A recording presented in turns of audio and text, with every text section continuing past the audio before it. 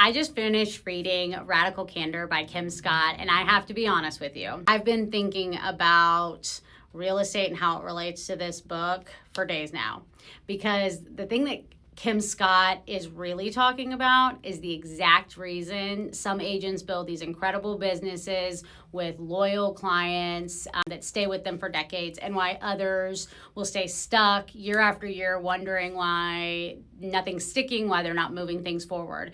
And it comes down to two things: caring personally and challenging directly. Stick with me on this, because this is going to change how you lead your clients, your team, and honestly, even yourself. Kim Scott uses a simple 2x2 grid. One of the axes is how much you care about people, and on the other, it's how willing are you to tell them the truth. Most real estate agents live in what she calls this ruinous empathy.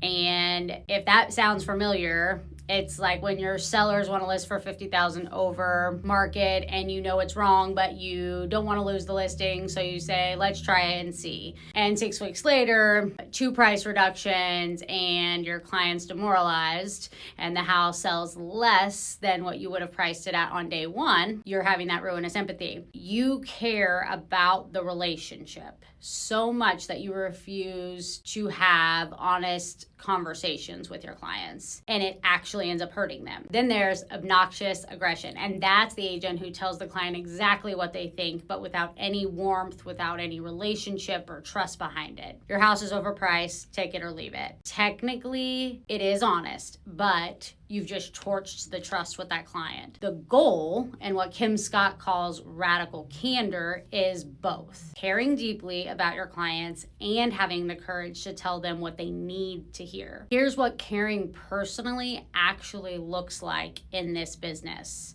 It means knowing when someone is buying or selling a home, that they are not just making a financial decision or doing a transaction. They are navigating one of the most emotionally charged decisions of their life: a divorce, a death in the family, a new baby, new job, a relocation.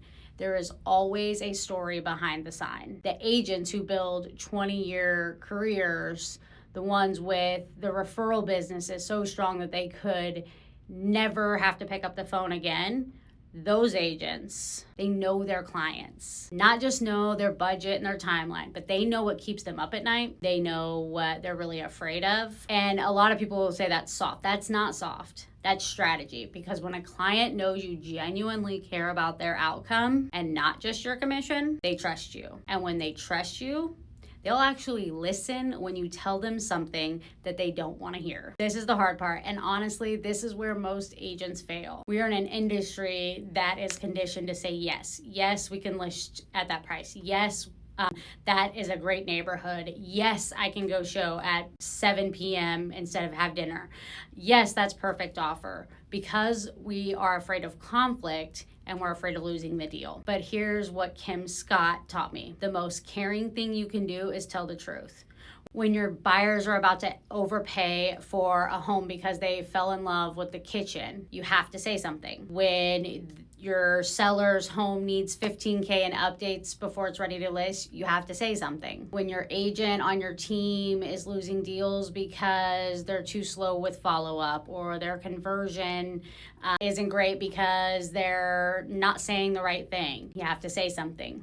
And here's the key. It has to be super specific. You don't tell your seller, buyers are going to have concerns about the condition. You tell them, the carpet in the master and the dated fixtures in the bathrooms are the 2 things that every time somebody walks through is going to come up. Here's exactly what I'd recommend to do to fix it, and here is what it will cost versus what it will return. Situation, behavior, impact, specific, kind, and clear. That's feedback that actually moves people into action. Now, for those of you who are leading a team or building a group, this is where radical candor becomes absolutely essential. Kim Scott makes the point that stuck with me, and it is, when a manager doesn't give honest feedback, they think they're being kind. But what they're actually doing is letting somebody slowly walk toward failure in slow motion. I've seen this in real estate constantly. A team leader watches an agent struggle with their conversion rate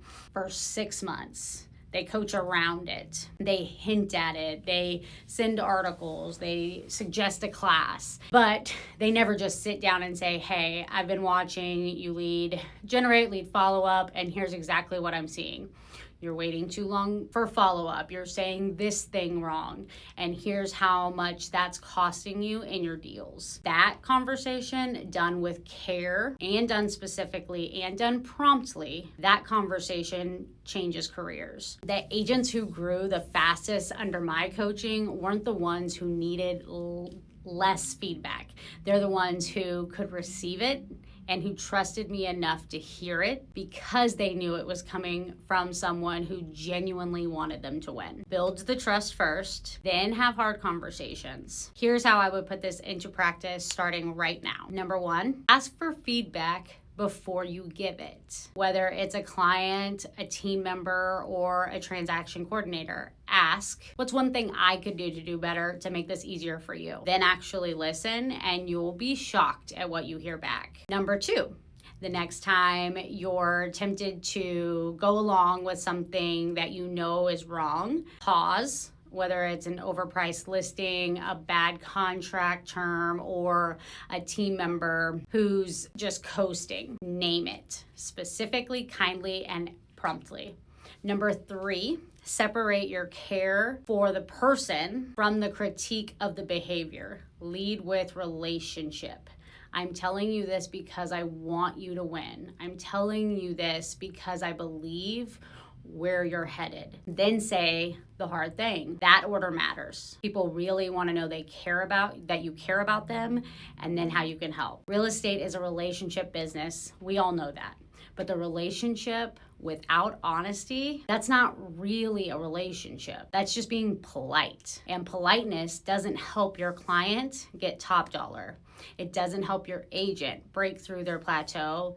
And it definitely doesn't help you build the kind of business or team or brokerage that teams and other people actually want to be a part of. Read Radical Candor, dog ear it, apply it. Care personally, challenge directly. That combination, that's what separates the agents people remember from the ones people forget. Have a great week.